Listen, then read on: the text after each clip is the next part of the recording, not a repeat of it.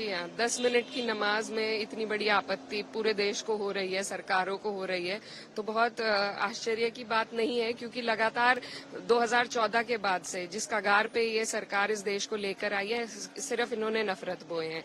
इनको जब यूएई में या कहीं और जाना होता है तो ये सबसे गले मिलते हैं, सबको गले लगाते हैं, लेकिन जब अपने देश में अपने सौगाते मोदी की बात चल रही है, सौगात सबसे बड़ी मुसलमानों के लिए ये है कि उनके हकों को, उनके हुकूकों को उन्हें दिया जाए।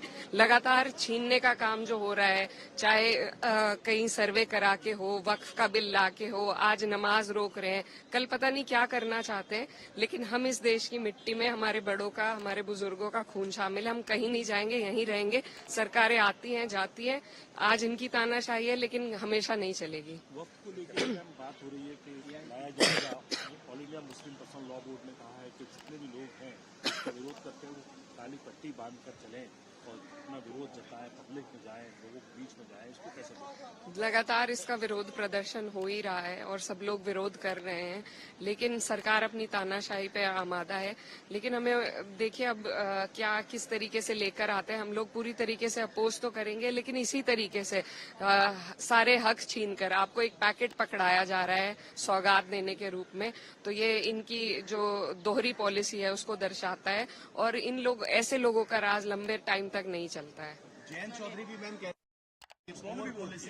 देखिए, जो भी आदमी जो हिंदुस्तान की भावना को, संविधान की भावना को अपने दिल में लेकर चलता है, वो समझता है कि ये गलत है। और मुझे खुशी है कि कुछ लोग जो सरकार के साथ जुड़े हुए हैं, वो इतनी समझ रख रहे हैं कि वो आगे आकर इन सब चीजों के खिलाफ बोल रहे हैं। और उम्मीद यही है कि सरकारें समझेंगी और इस तरीके के जो फरमान है तानाशाही के, उनको वापस लेंगी। जो वक्फ संशोधन बिल लाया जा रहा है उसके मुखालफत में है और सदन से, सड़क से लेकर सदन तक उसकी मुखालफत कर रहे हैं। All India Muslim personal board ने जो मांग की है या एक गुजारिश की है कि काली पट्टी बांध कर नमाज अदा करें, तो यकीनन ये हमारा हक है संवैधानिक कि हम किसी चीज के लिए, अगर हम किसी के खिलाफ है तो विरोध प्रदर्शन कर सकते हैं। तो इसमें मैं इनकी उस मांग के उसमें समर्थन में हूँ। सड़क पर नमाज को लेकर विवाद उत्पन्न हो गया है।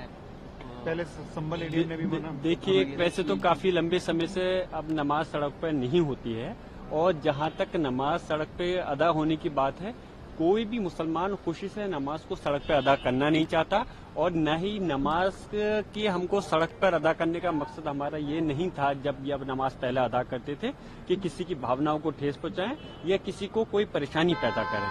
सिर्फ मस्जिद के अंदर, क्योंकि जुम्मे का दिन ऐसा होता है रमजान शरीफ के अंदर, कुछ नमाज हम जो है अपने घर पे भी अलग या वैसे पढ़ सकते हैं जमात से हट के भी, लेकिन जुमे के दिन की नमाज को मस्जिद में जमात से पढ़ा जाता है। इसलिए उस दिन तादाद ज्यादा हो जाती है, तो उस मजबूरी की वजह से मस्जिद में इतनी जगह नहीं होती, तो बाहर नमाज पढ़नी पड़ती थी।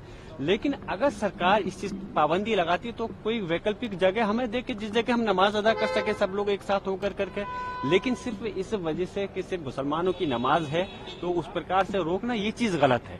इस चीज की मैं कड़े शब्दों में निंदा करता हूँ। और जहाँ तक छतों की बात है, छत किसी के अपने आदमी मालिक है, उस पर एतराज करना ये तो बिल्कुल ही संवैधानिक जो अधिकार है उसका हनन है, और जो हमारी धार्मिक आजादी है उसको छीनना है।